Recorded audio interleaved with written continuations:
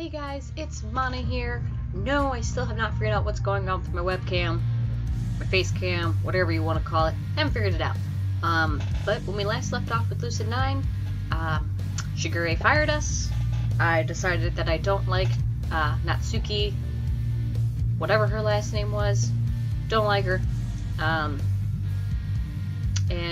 Yahiko was talking to someone about the body that was found of Akane, and how Soji is taking it, the boyfriend. And now we're hopefully going to cheer him up. So we're gonna jump back in and go from there. Hopefully it goes well. Strangely enough, Yahiko doesn't give me a single glance all throughout class.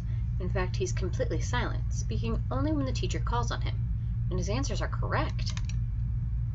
It's enough to startle the entire class. On any other day, they'd probably gossip about it. Today, though, there's obviously more important things to discuss. Classes proceed as usual, but no one seems to be paying attention.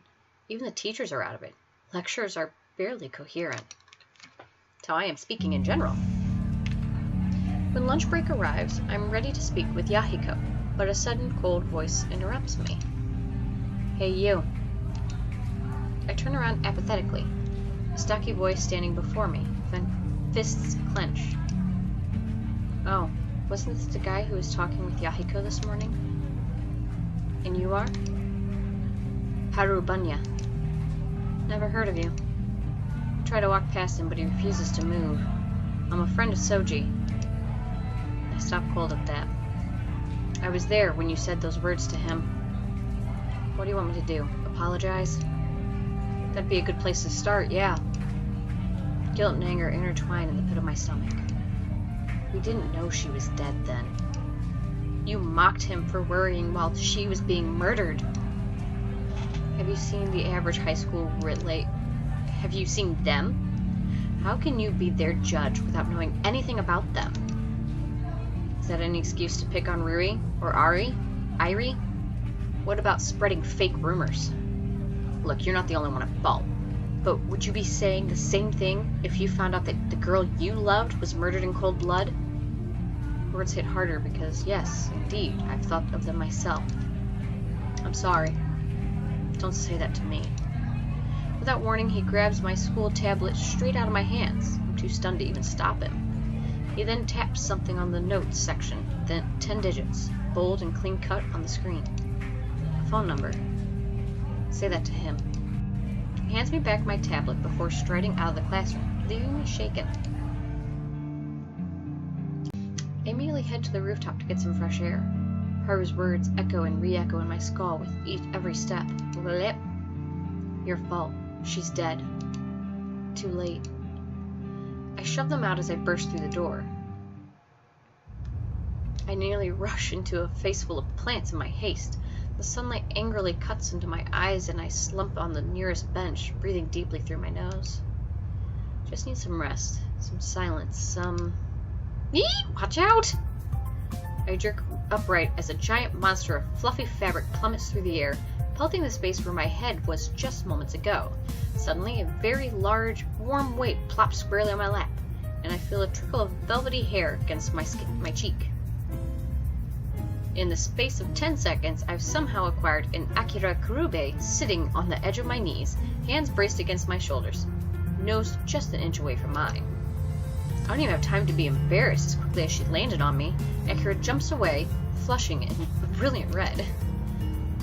I'm sorry, Yama, I didn't mean... A response tumbles out of my mouth before I have time to think. What? It's fine. But it's fine, really. Akira buries her face in her hands, thoroughly mortified. I seize the moment to glance around, trying to figure out what just happened. The fabric beside me seems to be a pile of costumes, silks and satins in rich colors, meticulously embroidered, and white lace are just some of the materials that catch my eye. It's an enormous pile. I can't believe that she was trying to carry it by herself. Are these for drama club? Yes, we're having dress rehearsal for an impromptu show after school. You should come. Come and give your undying support to Rui. I've never seen her in such a strange mood before. Akira may be Akira, but something seems to be bothering her intensely. Maybe I should ask her about it. Yeah, we'll ask. Say, is everything okay? Of course, everything is greater than gravy, brighter than rain, peachier than the peachiest peach poacher who possibly poached a plethora of peaches. Say that 5 times fast. That was hard just saying it like that. Yeah, something's definitely suspicious. It's almost like she's trying too hard. You sure? My, you've gotten quite observant, haven't you? She shuffles backwards, clasping her hands together. The truth is, I'm nervous. I relax. Well, that was anticlimactic. Nervous for? Isamu is about to explode in 30 seconds if I can't disarm the bomb in time. Then why are you wasting time around here? Oh, Admiral, you have no sense of humor. On the contrary, you should have played along. Her shoulders loosen from their prior tension as she releases a tiny giggle. You strike a fair point. Very well, I admit it. I, Akira Kurube, veteran of the drama club, am nervous for a little impromptu performance. Oh, the shame, the dishonor, the... Isn't it just your 2nd year in the drama club? Huh? Anyone will get stage fright. Even lifelong actors get stage fright. All you can do is practice. Practice? Why, I dare say, that's a great idea. Of course it is.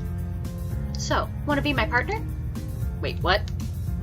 This is probably the last thing I'm in the mood for. No. Huh? I didn't even tell you what to do. What do I need to do? You just need to stand there like a candle on a stick. No. Admiral Meanie Head. Just ask Rui. I should. That's an unusual response. You don't want to? It's not a question of wanting to. Then what's the question? On the contrary, what is the answer? What? The question doesn't matter, so long as you have the answer. You can find the answer if you have the right question. You can also find the question if you have the right answer. Purple. Huh? I just gave you an answer. What's the question? Oh, you're a sneaky one, Admiral Meanie Head. I see I've underestimated you. I can't help but chuckle at that. So, will you help a comrade in need? I want to say yes, but I decided to play around a little longer. Maybe. There is no middle ground. Choose this day which side you take. I recommend you choose wisely. Then no. Huh? Please? Fine. Really? Yes. I don't trust you. Why? I said fine. Any man who is so quick to change his mind should not be trusted. I don't blame her. Something about being around Akira makes me whimsical. Maybe she's rubbing off on me. Regardless, I slap my hand on my chest and salute and bow. I swear I'll be your practice partner for this lunch period. Satisfied? Swear upon the grave of protein shakes and molasses, and we have a deal. Protein shakes and...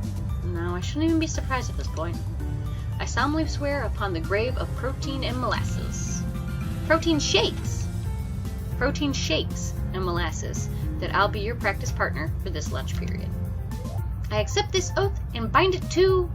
You know, time's running out. If we're going to practice, we should do it now. Party pooper. Akira clears her throat and steps away, closing her eyes. Despite myself, I feel a rush of excitement. This is just like when Rui and I played make-believe. Akira suddenly whips around, flinging an arm towards me, her entire posture thrumming with power. I see you have finally arrived, sacred star flame. Truly, it is perfect timing. You get a front row seat to the mass zombification of your people. Sacred star flame? What kind of character would that be? Not today, Shadow Bell. I shall purify your soul and purify the planet. We shall see. First, you must proceed through me. O spirits of the cosmos, bond with the summons of the abyss and heed my call. Expatriate this world! Akira plunges for the pile of fabric on the bench, withdrawing a long, narrow paintbrush out of nowhere. What kind of practice is this? Activate Orion Microcell Abolishment Prototype 14. I think that's what that is. I'm terrible with Roman numerals. She twirls the paintbrush with expert precision in her hand and jabs it at me. Am I supposed to follow through with this? I glance around for something to match her paintbrush, but find nothing other than a hand shovel. I pick it up with two hands, making it as if it's heavy. Angels of light and flyers of freedom, bestow me with your blessings and don me with fitting arms to combat your mortal enemy. Lightning spear, initiative!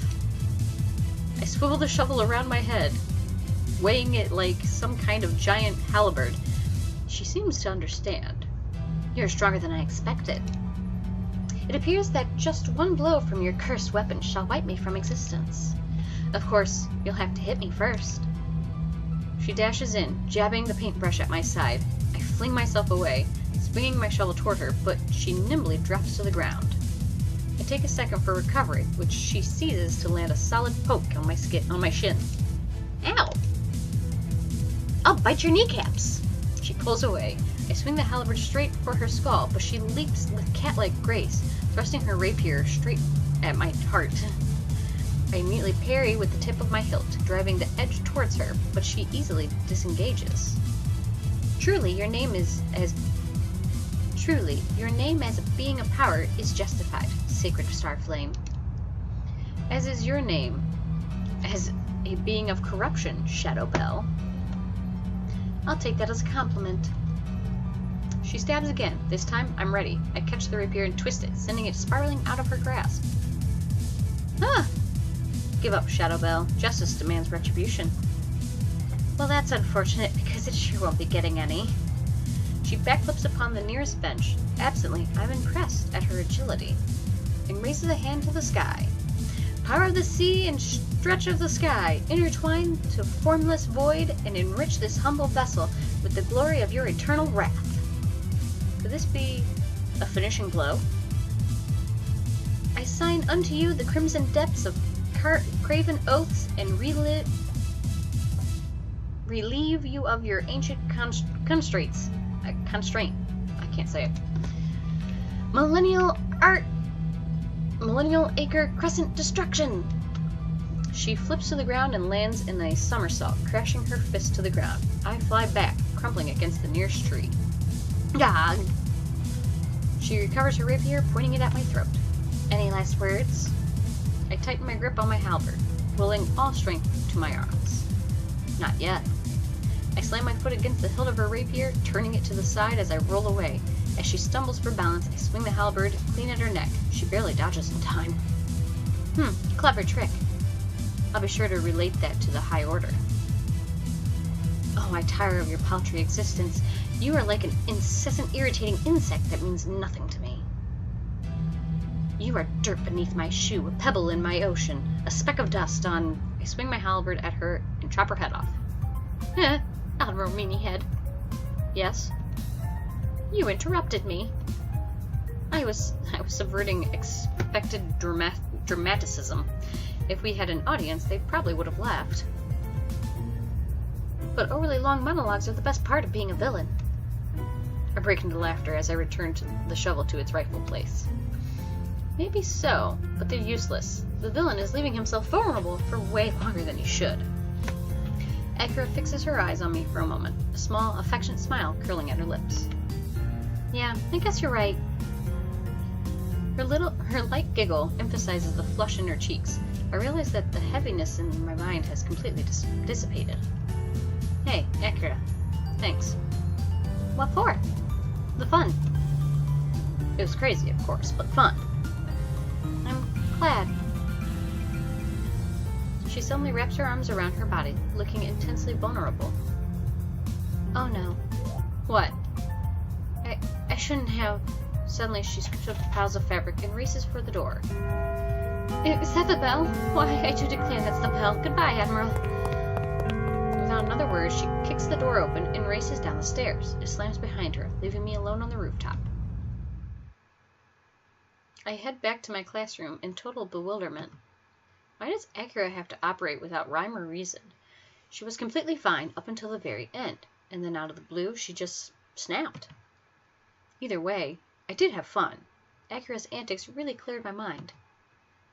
I wonder why she's acting so strangely. Wonder why everyone's acting so strangely. I make it to my seat right as the bell rings, hailing another period of gossip-ridding classes. Surprisingly, the PA clicks on, and a special video announcement by the principal is streamed to our whiteboard. Good afternoon, students. As you are well aware, we have found ourselves in a most tragic and bewildering turn of events. We request that you, throughout the following circumstances, remain calm. Rest assured that, above all else, the Academy prioritizes your safety. The first matter, we empathetically request that you refrain from any communications with the media. Our faculty and partners are diligently working to solve the matter at hand and will deal with any questions aimed their way. Secondly, classes will continue as scheduled. Please do not neglect your studies. Special security is employed to keep you safe. Thirdly, in order to best ensure your security, curfew has been moved from 11:30 p.m. to 7 p.m. Please consider this timekeeping when you make plans. Try to refrain from being out of the school when alone. I expect groans from the student body, but there are none. People must be really scared. What I find interesting is the implementation of a harsher curfew when all the disappearances have been taking place inside campus after curfew. Maybe they're just trying to hide the truth? Please keep this security measure in mind as you plan your day. In accommodation, the dormitory recreation rooms, exercise rooms, and practice rooms will be open for 24 hours. Off-campus students are strongly advised to adhere to similar guidelines. Thank you for your patience. The video shuts off, leaving the classroom in silence. Our teacher rises to the front of the room, visibly shaken. Well, that was very informative. Let's continue. I glance over at Yahiko. His face is completely blank, but I can see his knuckles turning white against his desk. Unfortunately, right as I attempt to start a conversation, the teacher calls on me. By the time I remember my original intentions, school's already ended. Yahiko bolts from his seat immediately after dismissal, barely sparing me a second glance. Even Elizabeth splits from her groupies before I can catch her. I spend a few moments still and silent in my chair, alone, completely alone. Have you seen Beth? I jerk upright and come face to face with Natsuki Tanaka. She's smiling, standing upright in her pristine, neatly ironed academy uniform. Her eyes bright and clean, and nothing like the girl I met the previous night. I feel a curdle of disgust in the pit of my stomach. Disgust and, if I'm honest with myself, a tinge of fear. You just missed her, but you probably already knew that. And if I did, then I would assume that you wanted to talk to me. Why would I want to do that? You're the one with all the answers. She giggles slightly, behind her hand. I get the sickening feeling that she's enjoying this. If, perchance, you see Beth, do give her my regards. Why don't you tell her yourself? I wonder. She turns on her heel and drifts away without another word. I clench my hands against the desk, fighting to keep my anger down. She's aggravating. She's insane. She's undefeatable. I roughly grab my backpack and exit the school, looking to clear my head. Again. I idly wander through the streets, feeling the acute pang of loneliness for the first time in a long, long time. Rui and Akira at drama club, Masato at track, Yahiko at, I don't even know, probably his own club. Misaki, who knows? Irie, who knows? Elizabeth, who knows? Not only that, but no one really knows about the investigation. No one knows the crimes as much as I do. No one knows what I've been up to. No one, of course, except Mr. Ryuta. I could visit him, but at the same time, it doesn't feel right. Like I'm using him as my crutch instead of learning how to function in society on my own. I wanted to get rid of that. I wanted to learn how to be independent. But that doesn't really seem to happen. The first crutch was... well, the second crutch was my parents. They made sure I received proper care from therapists stayed physically healthy, and completed my schoolwork even when I least wanted to. The third crutch was, and is, Rui. I intended to come to this school with her so that I could learn to be self-sufficient. I'd be able to develop into a person that could impress his parents.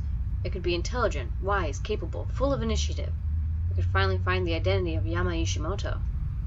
But instead, I just clung to Ruri and stuck to my old ways, because there's no reason to try for anything risky when something familiar will suffice. I need to get over that. I need to prevent myself from gaining a fourth crutch.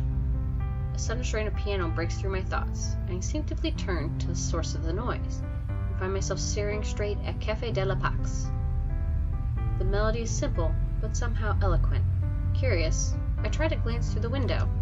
To my surprise, I find Elizabeth Oshiro, seated before a polished ebony grand, fingers plodding determinedly across the keys as she bites her lip in concentration. Hey, I do that too. Odd. I didn't know she played piano. I'm struck with a sudden urge to talk to her, but fight against it. She'll probably just drive me insane, right? I can't help it. I need some company. Heck, maybe some good old-fashioned arguing would cheer me up. I just want to sit and watch her. When I enter the cafe, Elizabeth abruptly ceases her playing and leaps to her feet. I just wanted to watch her play. You, what are you doing here?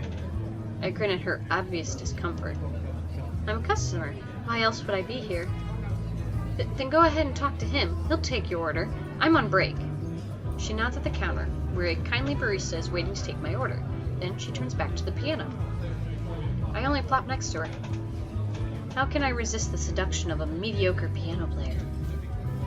She colors, fingers curling against the keys. Waiter, tell this person that he should leave if he's not going to buy anything. Waiter. Waiter, tell dear Elizabeth Oshiro that I'm about to buy a croissant. Then tell this person that he should go buy a croissant instead of paying his attentions to a mediocre piano player. Tell dear Elizabeth Oshiro that you have more than enough intelligence to know that I'm buying a croissant without having to go to the counter and point it out. Tell this person that he is a boorish prat. Tell dear Elizabeth Oshiro that she ought to calm down and have a spot of tea. Elizabeth is still for a moment, then she turns to me, a dangerous smile on her face. Enlighten me, Yama Ishimoto. To what ideal do you expect one's piano skills to measure up? Something not terrible. Such as? I blurt the first piece that comes to my mind. I can't lose face now. Chopin, I guess. Chopin? That's a tall order. In that case, do you know any person with not terrible piano skills? Many, just not you. Of course. I assume that you yourself are well versed in piano to be confident enough to judge me. So this is what she had up her sleeve. Just because I don't play myself doesn't mean I can't tell good playing. Ah, you must be the same way with making friends. I feel her words like a punch in my gut. I have more than enough good friends. Oh? Maybe I'm just not stupid enough to befriend people like you. Well, I could say the same for you. And what kind of person am I? She spent a moment in silence, clearly collecting herself for a reply. Lazy, spoiled, rude, insensitive. Surprise, surprise. She rolls her eyes and returns to the piano. I try to find a reply, but before I can make a move, the barista thrusts something at me. Croissant. I stare at the pastry for a moment before I realize what he means. Oh, thanks. I take the croissant from him, drop some cash in his hand. He returns to the counter. I bite into the buttery croissant as I mumble in Elizabeth's direction. It seemed like you had a lot of pent-up anger. What? I was expecting you to threaten me again, as you seem to enjoy doing. I'm feeling generous today. I'd use many words to describe you, but generous isn't one of them. Yeah, you seem to prefer lazy, spoiled, rude, and insensitive.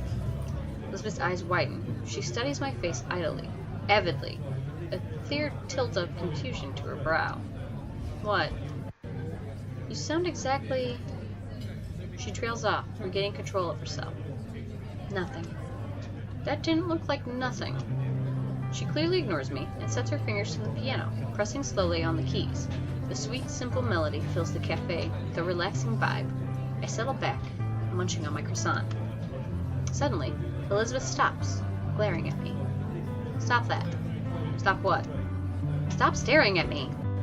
You know, I vaguely recall having this conversation before. Because we have. What if I like staring at you?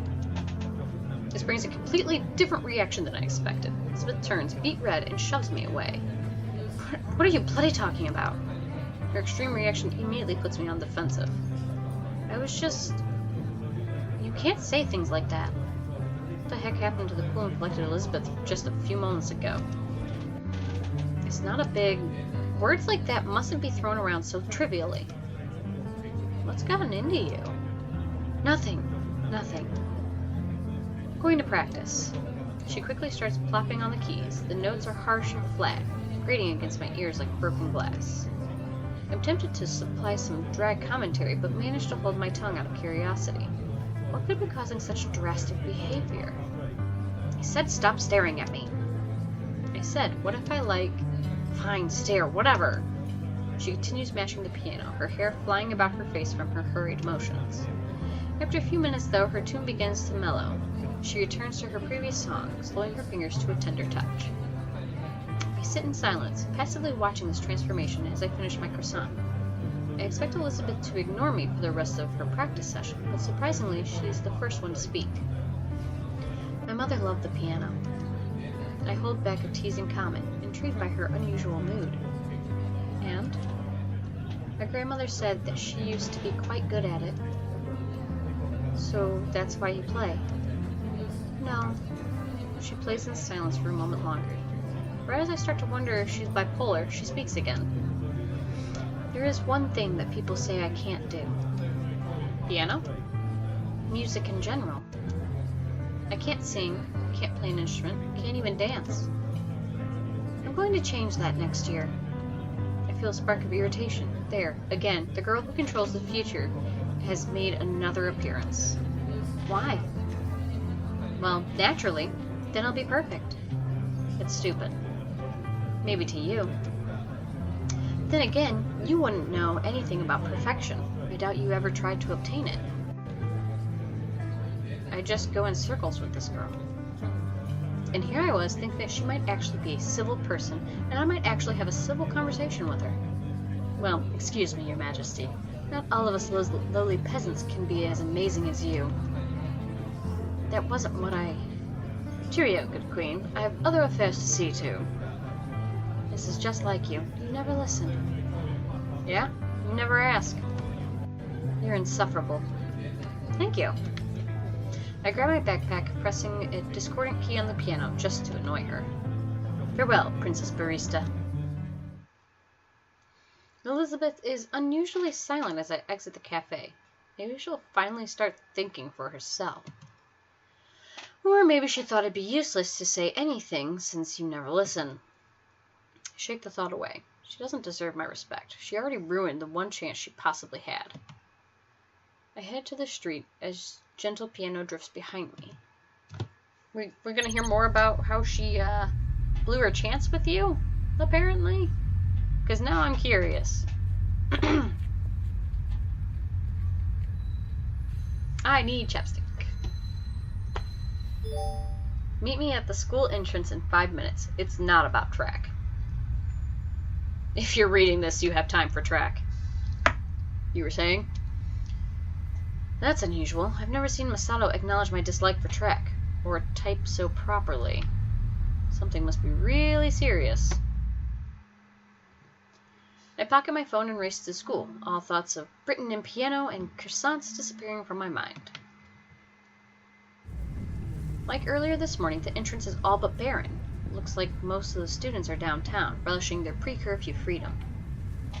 Masato is crouched against the gates, his every limb slack Masato was crouched against the gates, his every limb slack as he traces empty letters in the ground with his finger. At a closer glance, I realized that his writing is an equation. Math. Yeah, something's definitely wrong. Hey. Masato stands up at my arrival, but his eyes are still fixed on the equation at his feet. Run with me. What? Run. You said this wasn't track related. I gotta run, damn it. He takes off without warning. Just what has gotten into him? Groaning, I reluctantly jog after him, my feet aching with every step. Masato turns down a side path past my apartment complex, leading us alongside the river that winds around the district. I recognize the area. We ran it almost every day last year when I was in track. And the river itself, I know very well. Grinds to a halt by the railing, stares into the rippling waters. I warily glance around as I nudge him. What are you even doing? Running. Well, yeah, but here? Says nothing. I check the time. There's still plenty of daylight left. It's only 5. But the new curfew restricts Masato to only 2 more hours outside the campus. So, should we keep running? Still, nothing. He seems to be bottling up something, searching for words to say. Or, you can wait here. Silence. I give him more space. And wait. And wait some more. And keep on waiting. 15 solid minutes pass before I decide to speak up. Masato, are we waiting here until curfew? Damn it all. Ain't no curfew. I startle at his fiery tone, noting for the first time that every muscle is rigid with tension. Hey, are you okay? Yama, tell me something. That depends on what it is. You clowning around with me? What? No. He's with everyone today. Why don't you try at anything? This again? How many times do people need to bring this up? But you said we weren't gonna answer the damn question. Okay, fine, jeez. If you don't try at something, it's because you don't... If I don't try at something, it's because I don't like it. So, just because you don't like it, you ain't giving it a chance? I already gave it a chance. Real? Because I sure didn't see you give it one. Anger flickers beneath my skin. What is with people giving me a hard time? How could you not see me? We were on the same team. We ain't ever been on the same team, man. Is this because of your delusional competition with me? It ain't delusional. I had a fair chance. What is he even talking about? What fair chance? You already won. I ain't won. Are we speaking the same language here? Damn it! His sudden outburst shocks me. Once again, he takes off running. I follow him to the edge of the river, trying my best to ignore its roaring pounding against my eardrums. Just the sound makes bile rise to my throat, but I'm able to push it down. Masato stops just as abruptly as he started, his hands curling against the fence of the canal. You know what makes me real mad, Yama? I wonder. It ain't that I'm supposed to win. It ain't that you skipped track. It's that you never gave it a chance. I gave it more than a fair chance. I just don't like it as much as you do. Guess you're right. What's going on in his mind? That don't make you any better. Maybe I should have been the winner, but I ain't. So you gotta own up to it. Give it a fair chance, man. It's the least you can do. Something dawns on me. Masato, you're not talking about track, are you? For someone so smart, you sure are blind, man. I feel rage bubble out of my mouth. Why do you say that? Why does everybody say that? You're not even being clear. If you really wanted me to do something about God knows what, you should stop all the cryptic crap. Everyone seems to have all these expectations of me that I keep failing. Well, guess what? I'm gonna fail more. I'm gonna fail. I'm gonna fail again. And I'm not gonna stop until somebody tells me the truth without beating around the bush. I was a damn good assistant. Any other 17-year-old off the street would have been crap. But, well, I guess I failed before I even got started. I guess I fail at everything. I guess I shouldn't even try. It's always been that way, Masato. And that's why I don't give track or eating contest, or whatever a fair chance. I stopped breathlessly, my heart pounding as if I'd just gotten into a fist fight. Saying those words felt strangely liberating, even if Masato won't understand a thing. There you go, doing it again. Doing what? Only thinking about yourself, as usual. Don't give me that. You done Inninkin. The second ill that it's gone through. What the fuck? The thickness of his accent, paired with the abrupt change of inflections, makes him impossible to understand. What are you even saying? Check it. You done ken anything. My bewilderment quickly molds into anger. I grasp him by the shirt, staring him in the eye. Masato, you are not making any sense. Talk to me normally. Talk to me so I can understand you. Talking is meant for damn communication. He grips me back, his face fighting to keep solemn. You know what I'm talking about, man. You always knew. You're just pretending, same as you always do. I snap at the condescending tilt to his tone. I don't know! I release him, and before I know it, my fist is swinging right toward his face. He easily sidesteps, but he's clearly shocked. I don't know anything. I don't know what you're talking about. I don't know why any of this is happening. I don't know what's up with you. I don't know what's up with Yahiko, or Akira, or Shigure. I don't know. I swing again, my movements haphazard. Masato dodges, his face flattens as he sends a counter jab. You ever tried, you know? You ever fought for something, tooth and nail, till you feel dead? I did. I tried. But it don't matter in the end, eh? Because this is a race where the only boy who can win ain't ever running. My mind runs blank. I can only watch as his fist soars toward me and socks me right in the jaw. I can't even register the pain as I crumple to the ground, the wind knocked out of my back as I stare at the darkening sky. Ain't even running. What does he know? What do any of them know? You may think you fully understand the circumstances which surround these crimes, but you are sorely mistaken. Do not be so quick to forget that I am nearly a decade your senior, and have seen a great many cases that are beyond your comprehension. I speak not of your intelligence, but of your mental capacity. You are yet very fragile, Ishimoto, and this case may break you. I ran. The words escaped from me in a breathless gasp as I fight to stand up. I ran, more than anyone could know. But no one sees. No one sees. Masato doesn't even try to help me. He just stares at me with his arms crossed. In some way, I'm grateful for that. Then you gotta get back up. Get up and show him. And he jogs away without a backward glance. I spend a few minutes in silence to catch my breath. Finally, I'm able to stagger to my feet. The egg in my jaw turns cold from the night air. Why? Why of all days would Masato choose to talk to me? No, not even talk to me. Fight with me. I've never seen him so intense before. Not even when it comes to track. What could have possibly evoked such a response?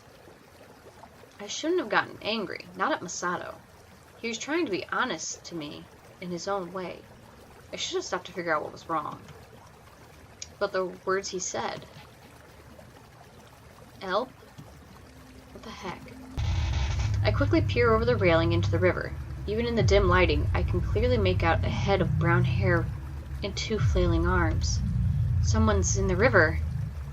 A guy's voice tears from the surface of the water as the brown head lurches upward. He gasps for breath, then resubmerges. He'll drown if I don't get him out. I tighten my grip against the railing, shaking off my shoes and tossing my jacket to the side. My hands are clammy against the sleeves of my shirt. Calm down. It's just a little water. I can handle a little water. I don't know what's going on with my computer. No clue. I take a deep breath and hoist myself over the railing, diving cleanly into the river. Remember the lessons. Cold, slimy liquid swirls around me, slicking up every inch of my arms and legs. It stings my nose with a bubbly laugh. No way out. Panic wells up my throat and grips my throbbing jaw. I push myself blindly in the boy's direction, my legs flailing through the undercurrent. I remember the lessons. Remember, lift, breathe, scoop, lift, breathe. The undercurrent suddenly jerks to life, throwing me into a terrifying spin. I pinwheel through the darkness, grasping violently for any kind of stability. No, no, no, no. Something grips the edge of my shirt and drags me down. A hand? Is he grabbing me? No. Water floods into my nostrils, burning down my throat. My vision spins to black. I'm home! Mizu! Yeah, Yams. Where's Mom and Dad? Shopping again. Found a new cookie recipe. Uh-oh. Did they make dinner? When'd they say they'd be back? Okay, guess we're making dinner. Wait, what? Look, Yams. There's noodles. Spinach, carrots, mushrooms, chicken. Let's make noodle soup. We're not tall enough to cook on the stove, sis. Oh? Hey, let's stand on boxes. Boxes? What if they break? They won't break. Probably. Here, I'll get them from the garbage. Mizu? Yep, here we go. They're big and empty. Perfect. Isn't that a bad thing? We can do anything if we try hard enough, Yams. Okay, first we need to fill the pot with water. You get this. I'll get this end. Ha! Ugh, heavy. Oof. Whew. See, that wasn't so bad. How do we turn the stove on again? I don't know. Helpful, Yams. This? Nope. This? I know. This! Huh. I'm turning the knob, but it won't turn on. Maybe it's broke. Hey, here's a box of matches. Uh-oh. Okay, so we just strike it like this. Whoops! Carpet's on fire. Whoopsie. It's okay. Look. A little water and it's gone. Let's try it again. I can't watch. And there. Okay, Yama. Turn the stove to high and stand back. What are you doing? I'm going to toss the match at the stove. 3, 2, 1. Yeah! See? Told you it'd work. I feel dizzy. Now, class, let's try learning how to pronounce some more of these tough words. Open your workbooks, too.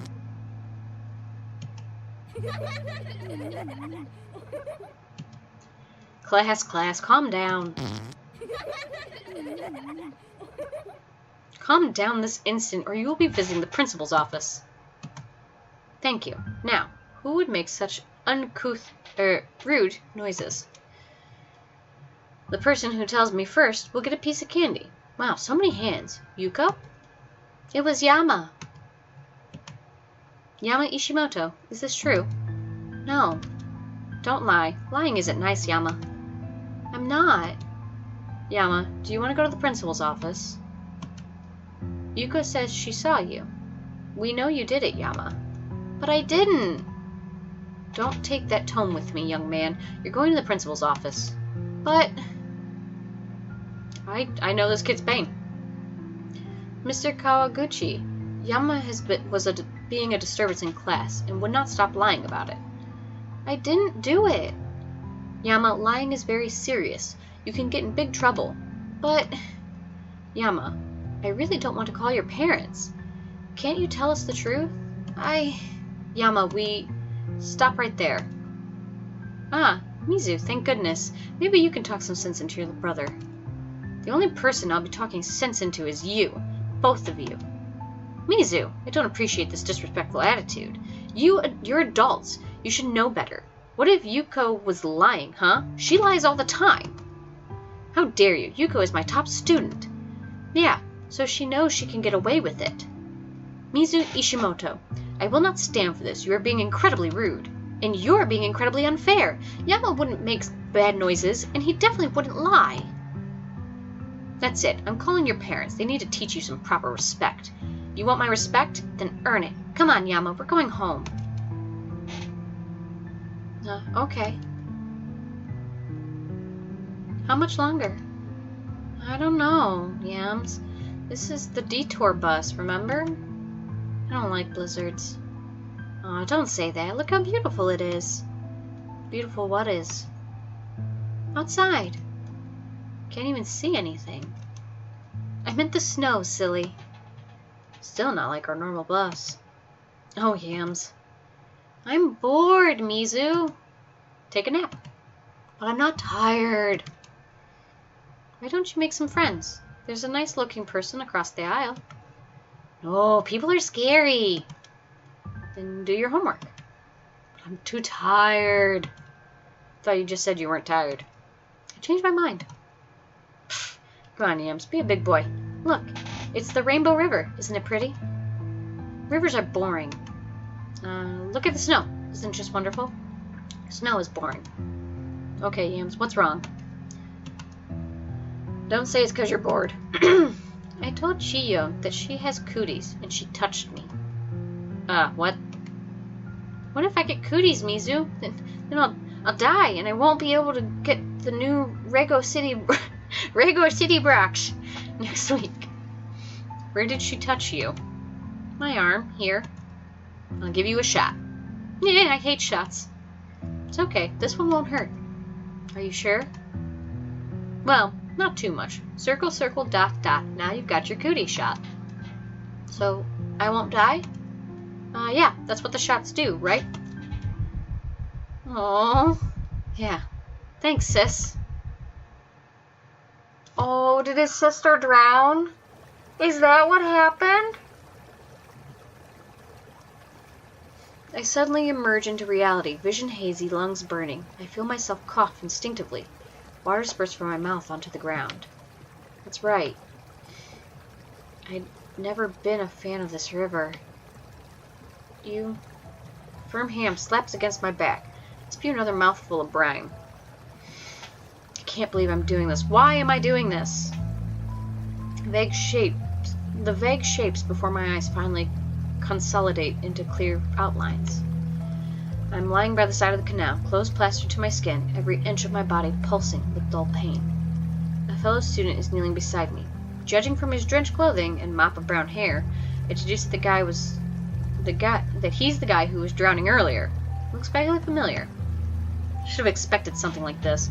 Of all people, it had to be you. My weak mind scrambles to find a link. You're... Soji. I didn't know I made such a forgettable impression. His impression was anything but forgettable. What throws me off is his face. His eyes, once clear, are dull and haggard with exhaustion. His skin is pallid and unsightly. His hair is ragged, as if it hasn't been combed in days. Practically looks like a ghost. I clear my throat, trying to work past the sudden awkwardness. Right, Soji. Yeah, Akane's ex-boyfriend, who will probably get over her in a week or two. I feel the compulsion to apologize, but I can't bring myself to do it. Instead, I pick up my jacket, staring at the ground. Why did you save me? I didn't. I saw you dive in. Actually, he brings up a good point. If I almost drowned, then who got Soji out? Who got me out? I suppose I should thank you. Don't. It wasn't me. Good, saves me the trouble of finding some awkward excuse. I feel the edge of his words as he turns away. I instinctively call after him. Why are you in the river? He pauses, an unreasonable grimace crossing his lips. You're the genius. Figure it out. Disappears into the street, leaving nothing but a scattered trail of water behind him. I stare into the sky for a long moment, huddled against the slight warmth of my dry jacket. Soji jumped in the river to commit suicide because Akane's dead. Why is my eye tearing up? Oh, my eyeballs. Who saved us? Why? I fist my hands in the hem of my jacket, collapsing back to the ground. Unless... Useless. Again. Couldn't even swim in a pathetic little canal. Not only would I have failed to save Soji, but I would have just drowned myself. I should be over it. I should be fine by now. 10 years.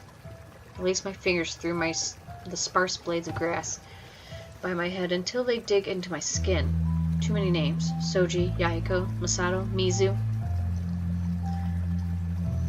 Mizu is actually Japanese for water. But on that note, I'm going to end it here because I went way over what I had intended to do.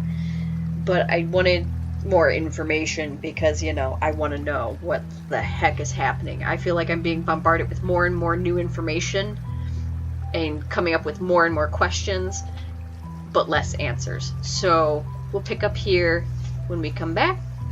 By the way, I forgot to say at the beginning, happy 4th of July, guys.